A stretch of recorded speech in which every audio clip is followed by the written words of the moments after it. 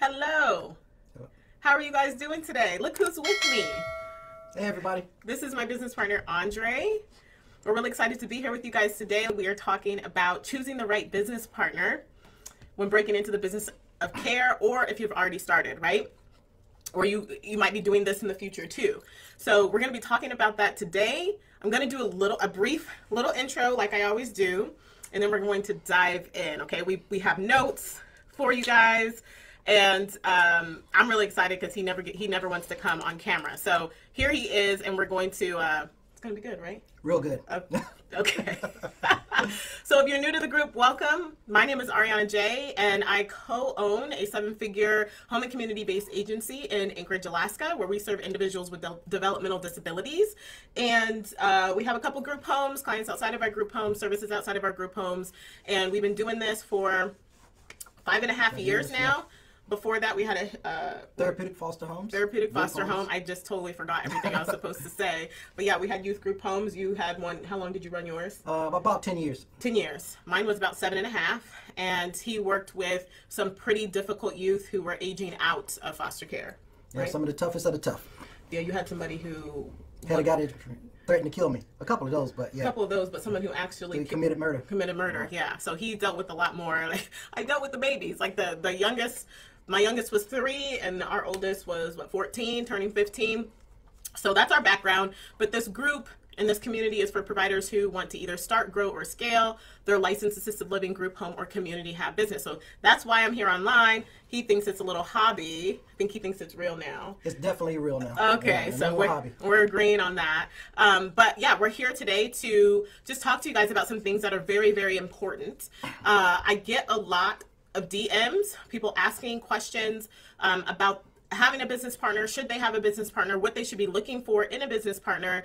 So that's what we're going to be talking about today. If you are live, comment live. I show up and do my part. You guys need to do yours. If you're watching the replay, comment replay or hashtag impact, right? Let me see the comments. No comments yet. So I know y'all are watching, so make sure you do your part. All right. So do you want to start it off, or you want me to start it off? You can start it off, but I will say one thing, and I just thought about this when I got down here and just sat down. Picking the wrong business partner could be like cancer. It can definitely kill you. So you want to be smart about it, and you want to take your time. Absolutely. It's definitely the life or death of your business. It's like a marriage. You stuck with this person until you either dissolve the business or you guys retire. So you want to make sure it's a perfect fit. Absolutely. And there's things that we're going to talk about today that will help you. Obviously, we're only going to be here for 20-30 minutes, so we're not going to get into the full gamut of things. We can probably continue that conversation a later time. But these are some of the things that we've talked about. All right, so we wrote down a couple of things. You guys know how I do with the notes. We wrote down a couple of things, and the first thing that came to both of our minds when we were making this list was conflict resolution. How are we going to deal with each other when the temperature's turned up and conflict arises? So that's the first thing you want to focus on is if you can't solve a conflict between your business partner or the person that you're going to get into business with now, that's a big it's going to be harder once you're going. And this can look like a variety of different things. This can be when you're first getting started talking about negotiating of percentages of the business. This could be what type of clientele you want to serve. This could be what part of town you want to be located in. Do you want to start off with staff or no staff? You know, it could be a wide variety of things. Right. And I think people, when they get into this business, they feel like money's going to fall from the sky and clients are going to fall from the sky. And that's definitely not true. No, it's not true. There's marketing that goes with it, and it takes a lot of work. And so, one, making sure that you know how to handle those disagreements when they're going to arise. Because it's not if, it's when. We don't see eye to eye on not a lot of things, but we see eye to eye on a lot of things, but we still have our disagreements. Yeah, we have our disagreements, and we have to make sure that we're respecting each other's wishes and how, because this isn't only my company, it's his too, and he has say and I have say. So there's that piece of it, but then also how to handle disagreements with clients, guardians, care team members, social workers, those kind of things, because those are people who are going to make or break your business too. And so if you have a business partner who's always going to go off the rails, right, that could affect your revenue, affect everything. Yeah. And another thing is your business partner, you want to think about, can this guy or can this lady handle constructive criticism right now? You know what I'm saying? And you have to put your feelings aside. So if they can't take constructive criticism before going into business with them, then it's going to be even harder So that might be one of your deterrents of choosing that person for a business partner. Absolutely. Absolutely. Because that's a bit, when we decided to talk about going into business together, we had a big meeting and we really hashed a lot of things out. And it wasn't like it was like a hash or a dispute or anything. We just talked about what our vision was, what we wanted things to look like. We talked about how we would handle different things. Are we going to be putting our time, energy, and effort into staffing up front? How are we going to do that? How are we going to structure the business? Time management. It was a variety of things that we talked about before we started the business. And time management went too, because when you are starting your agency from the beginning, there's going to be a certain time commitment that you have to have. Yeah. And I had 2 little kids at the time, and so I knew that I had to commit a certain amount of time to the business, and Douglas had to understand that too, because we're building it from the ground up. So there were birthday parties I had to sacrifice with going to like extended family. There was events I had to sacrifice because I had to put the groundwork in for the business. Right. And plus we both had jobs. Right. We had foster group homes. We was trying to start a business. We was trying to figure out, Ariana had little ones at home. We was trying to figure out how are we going to rotate one of us out of that role and then into this role permanently. Mm-hmm. So it was a lot of time management put into coming up with what we were going to do and how we were going to do it. Mm-hmm. And we did. We worked that out. And so he had more availability, and so he was like more present in the homes. And then because he still had his youth group home, and so I would take the youth, so he would be free. So it was just a lot of like that kind of stuff going on. But you do have to have that kind of commitment. Right. And you have to have that commitment before you pick that person as a business partner. Right. You got to know that person is going to give it 110% just like you. Exactly. And then the other thing is, before we move on to number 2, let me see who else is live. You guys, if you have any questions, put it in the chat, like put it in now, and then we'll go back and answer some at the end. The second point we wanted to touch on was opposites attract, right? And this is a big thing because we are opposites in a lot of, okay, he made that clear.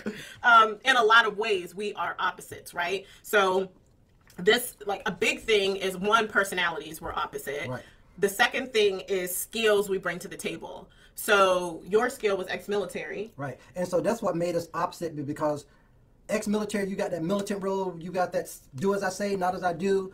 And Ariana, coming from the corporate world, is more like asking people to do things, more polite approach to things. And so, and that really worked out. Yeah. So you guys can't be the exact same. You have to be the opposites. And you know what I'm saying? And you have to be willing to go ahead and say, hey, I don't think that's a good idea. Let's revisit this. Let's think about it and bring it back to the table later. Yeah. Because imagine if we was exactly the same. Boy, it would be horrible. Bank account would be empty. What's that supposed to mean? That's just joking. Oh, whatever. Like I'm trying to spend all the money. I haven't told you guys a story about the infamous butter dish, but we'll save that for another day when he's not present. So it's just me. I can tell the story how I want. How about that? But yeah, so the experience, so he had his ex-military experience. So the group homes, our group homes run like a well-oiled machine because there's a certain operation, there's a certain procedure. And so he has that down pat. And then I have the administration side of it and all the systems and all that stuff that's in the background. But it works so beautifully because we are opposite, right? But then our common goal was the caregiving. The experience as far as the different diagnoses, disorders that we dealt with. What else? The care teams that we worked with, the therapists, the guardians, the therapists. That's our common goal because we deal with therapists, guardians, and all of that doing foster care. So we bring that all to the table, and that's what. And also working with guardians, it can be difficult sometimes, and so that's why you got to sit back and bounce ideas off your partner. Yeah. Because what you might think is the right thing to say to a guardian, then once you run it back, maybe we need to tweak it and say it this way. Mm-hmm. So yeah. Yeah, and then the client care and the client happiness, like that was a big thing for the both of us that we came in on a common ground. Right. Go ahead. Because we wanted the clients that we serve, we both agreed to it that they're our family, and so we treat them like our family. We don't treat them like a client. You know what I'm saying? We take them to our homes. We do barbecues with them. We play video games with them. And so that's not that thing that we go above and beyond that we want to relay to you guys, that if you pick your business partner, they got to be just like you. If you're 100% total caregiver and this person kind of like hands off or don't want to be involved, maybe that's not a good business partner. Yeah, I think opposites attract in the way of skills, right? But when you're looking at the caregiving part, it's got to be the same. When it comes to the care, it's really important because you can't be the only one. That's caring. Yeah. It just doesn't work like that. It doesn't work. Now you can go out on your own and you don't have to have a business partner, right? And you can create the agency that you want. You don't have to do that. But if you are going to bring someone on and partner with one person or two people or whatever, you have to make sure that your vision for the care itself is on point and aligned. And aligned. Yeah, because especially if that person's going to have some involvement or not any involvement, but it's going to try to dictate what happens, that's just not going to work at all. It's going to be miserable for you. It's going to be miserable for the clients. Yeah. And your staff. Exactly. And speaking of staffing, this is kind of, I don't have any notes on this, but our staff at the beginning did try to put us against each other. Like they would do this. Oh, I talked to Andre and he said that. Or I talked to Ariana and they said this, because we didn't have a system on how it would work. And so it would be hard for me to say, well, don't do what he said, do what I said. And they can do that. You know, your staff can, what is it called? Triangulate? Yeah. Is that what it's called? I don't know. But if you're not in alignment with certain things, it's going to make it harder for you guys to manage a care team. So if that's with just 2 people, imagine if it was 3 people or whatever, if you choose to have more than one business partner. And so with Ariana's expertise, we got this messaging system called Teams. And like, perfect example, a staff told me she wanted to go to school again last week. And the first thing that came out my mouth was, you need to put it in Teams so the whole management team can see what you want to do. Don't tell me, put it in Teams so everybody can see, so we all on the same sheet of music to make a decision. And then it holds them accountable, because they could say part of a story to you, right, or to him, and then they could say part of a story to me, and then I'm giving the answer off of that. And if we have a communication channel and a framework of how we do that, then everybody stays on the same page. Right. And he said put it in Teams, and then we can always communicate from there and make a decision from there. So that was yeah, that was kind of off topic, but it was a good source of information. Yeah. Okay, which word do we want to do so next? we was touching down here on this, so let's go down here to commitment to the business. Okay, so we put down commitment to the business because actually I think we did that one at the beginning. We kind of touched on it, but the financial. Yeah, I don't think we touched on all of it, and I don't know if they really know what commitment to the business means. We'll tell them. My idea of commitment to the business means this is just like a newborn baby. You know, if you ever had a kid, and you know, a newborn baby requires a lot of commitment, a lot of dedication, and a lot of time with hands-on. Okay, so that's what your business is. It's your newborn baby. You have to put in the time. You got to be willing to make the sacrifices, stay up late nights, doing long days in order to make this pay off for you in the end.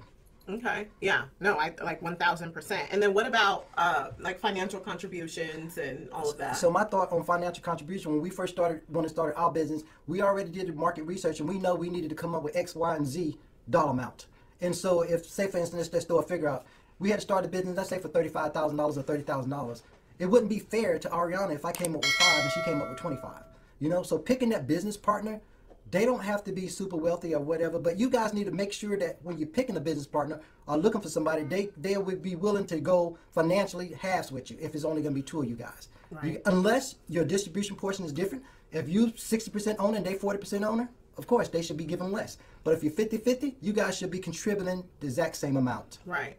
And that's even dollar amount, skills, time, all of it. All of it. Not just money. The money piece. Like that's what a lot of people get hung up on is, you know, they see the end goal of the money, right? They see what they can make, but then they don't want to put in the exact effort that's going to take to get that. And it doesn't happen with a snap of a finger, right? Now, if you have connections and you're connected and you know that you can get clients, and then you're bringing somebody else on as a partner that doesn't have the connections, but maybe they have the expertise, then maybe you can weigh it out that way, right? That's just part of negotiating. But if they don't have that and they're coming in, but then they don't want it, they want 50%, but then they don't want to bring that financial contribution to match our skill set, our experience, or anything, then it's going to be off. Mm-hmm. And even though you go ahead and say, okay, I'm gonna go ahead with this partnership, in the back of your mind, every day you start thinking and the business start growing, you be like, why did I do this? Or I could have had more. Or I could have had more. Right. And those thoughts, even though they might not be in the forefront, they will fester and they will come out and they'll show, and then there'll be this explosion or resentment, or it'll come out. And I think it's super, super important to make sure that you are happy with the percentage. You're going to be happy with the income that you're going to make, and then put in the time, effort, and finances to get there. It can't be a half-ass. It will explode. And at the end of the day, who suffers? The clients. The clients suffer. The clients suffer. The care team suffers. Right. And if the ownership is not worked out correctly. And another thing we didn't bring up just yet, but when we was talking about time and commitment, say for instance, I'm coming into this business partnership single. My business partner is married with kids, okay? So it's not just my business partner that is going to affect, it's going to affect her family. It's going to affect her spouse. And so the spouse and the family has to be on board with the person that you're picking, or if they got a spouse, to let them know, hey, I'm going to be gone from home. I'm going to be dedicating all this time to my business. Is this okay? Is it cool? Because if your business partner, spouse is not happy, guess what? They're not going to be happy. Guess what? Your partnership is going to struggle. Yeah, most definitely. That's very, very true. And that was something that we had to cross. We had to deal with. And we had to, like, we included Douglas, my husband, we included him into the conversation. And what would it look like in the beginning? What is it going to look like probably in the first year? He was included with the numbers, the agreement with the partnership, right? And it's important because think about it. If you're just miserable at home and this person, a spouse, a partner, whoever, doesn't believe in the vision, right, that you do, it's going to make it really hard for you. You could still press on, you could still do it, but there's always going to be that little bit there that's going to be hard for the other person. So have those difficult conversations up front. Right. Before you even incorporate, before you do your operating agreement, before you do any of that, make sure that this stuff is done so that you're not having to go back after you get your LLC, your EIN, your this, your that, all of your stuff, and then now you have to go back and like, oh, well, so-and-so's not okay with it, and they have these concerns, and it's like a big waste of time, right? So for us, we did that meeting in January. We incorporated in February. License was submitted in March or the end of February. Didn't we get it approved by, we got our first client September 17th. I remember that. So our license got approved April. Our license, guys, not the certification. Then it took us a couple months to even get the certification in because the state changed the rule the day after we got a license. So then we put in for our certification. That was about a whole 90-day process. We got approved. The next day we had a client. So it was like a total of 6 months? Right.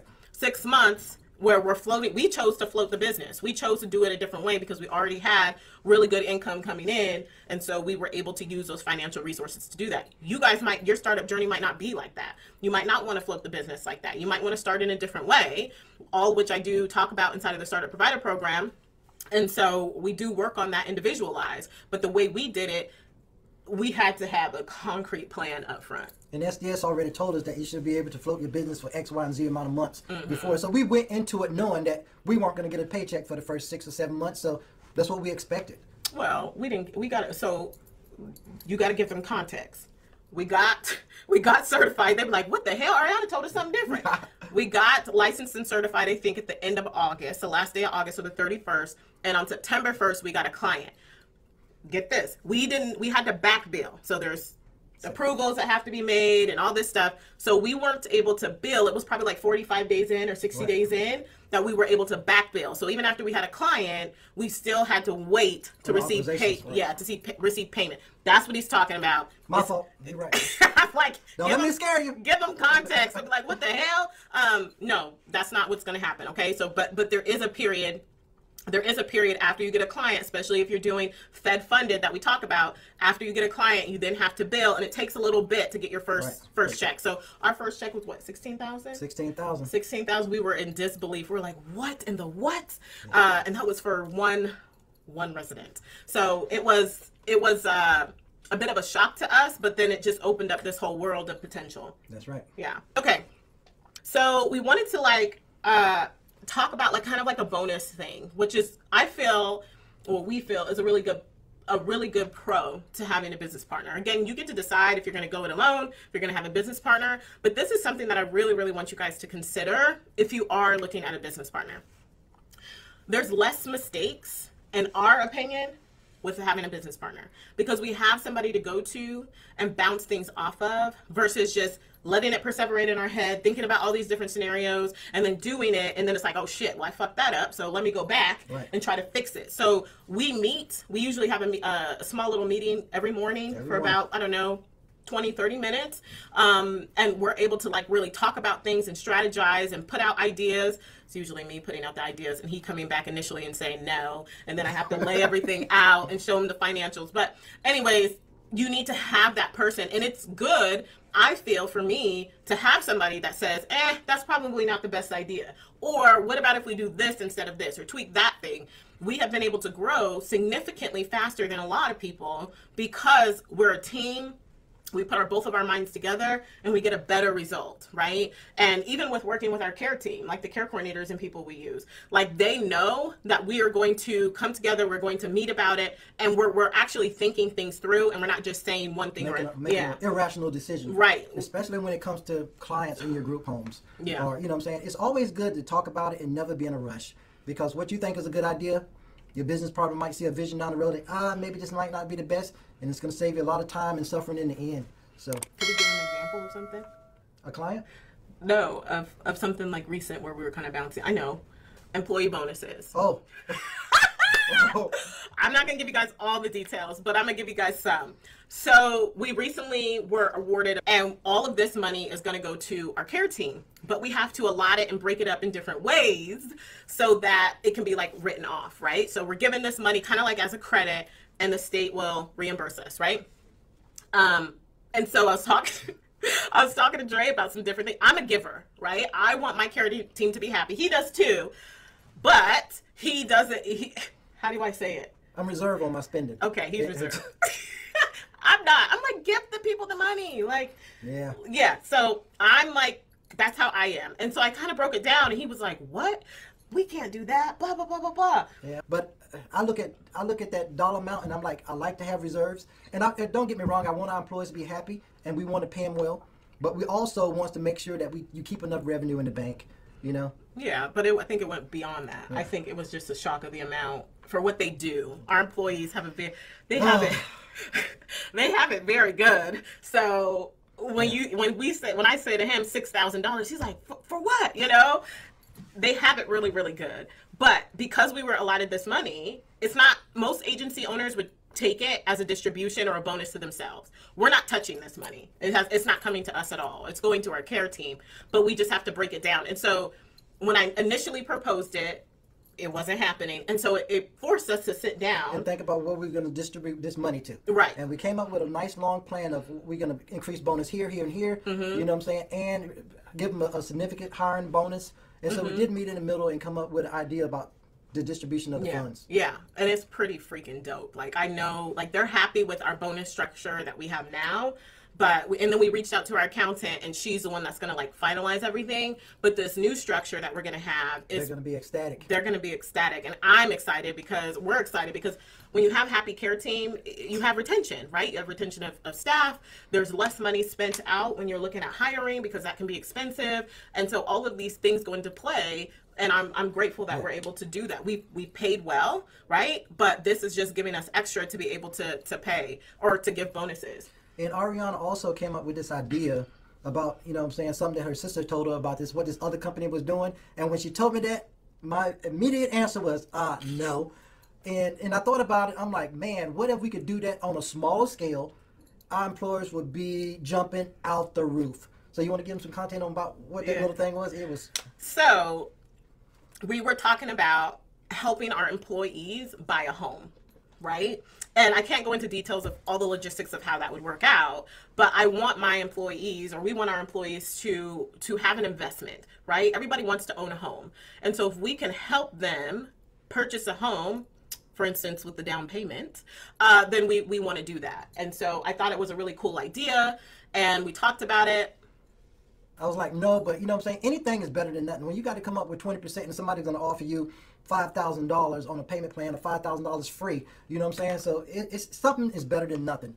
And I think right now with the way that we are paying our employees and often giving them COVID pay and giving them quality bonus every 3 months, which a lot of companies, I mean, the big players are not doing. Our employees see that, and they, you know, a happy employee is a good employee. Right. So our bonuses, we have a monthly bonus, a quarterly bonus, a retention bonus, then we're adding a new bonus in there, and then potentially helping them with a down payment of their home up to $10,000, with it being forgiven, $1,000 being forgiven annually with employment, right? So that's kind of how we're structuring that, and if we can do that for our for our employees, like, that's huge. That's huge. But getting back to the topic of the business partner. Right. Your business partner, when you pick him, they got to be on board with everything that you're going to be on board with. Mm-hmm. If not, don't pick him or don't pick her. One of the two. Yeah, don't do it. Okay, let's look at the comments.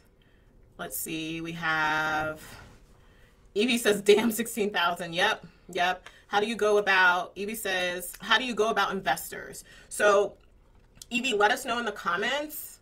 So awesome. Yes, yes, yes. Yes, yes, yes. Yeah, Evie, you're absolutely right. The big players are not doing that. They're throwing pizza parties for their staff. That's what they're, we appreciate you so much. We're going to give you a pizza party. Yeah. Monica says, wow, that's so good. Yay. Mahogany says, y'all hiring? Just saying. Mahogany, hit me in the DM, girl. Silent investments in business. Silent investments in business. So if they're silent and they're just giving you capital to get started, and you have an agreement that they say, or that they don't have any say in the organization, then I think that's pretty good. I think you need to outline their return on investment and what that looks like, because a lot of times investors want their money, like they want it back pretty quickly. They're not looking at like a 5-year term or 10-year term. Like they want this money back within 12 to 24 months. So as long as you're able to do that, then I would say, you know, it's pretty good. I still would vet them. Like you don't want to like a loan shark. Right? You don't want that. So, you know, you just still have to make sure that they're a good person and they still align, right? Like, no, we want our people to be thriving, and we want them, they have families to take care of. They have children to raise. They have vacations they want to go on. Another thing we talked about was paying for their tickets to go to Disney World. Well, yeah, we talked about that. But what was the other one about the 40,000 miles we had talked about? Oh, donating 40,000 miles to them. So like annually they could get like 40,000 miles that we can donate from our like business account, and then like give them that. But even that, you see, you have to have that person that's going to be able to hear you, and if they don't agree, they can come back and say, hey, what about this? Or I hear you on that, but I just don't think it's the right time. There has been plenty of things that I've wanted to do, and I said it's not the right time.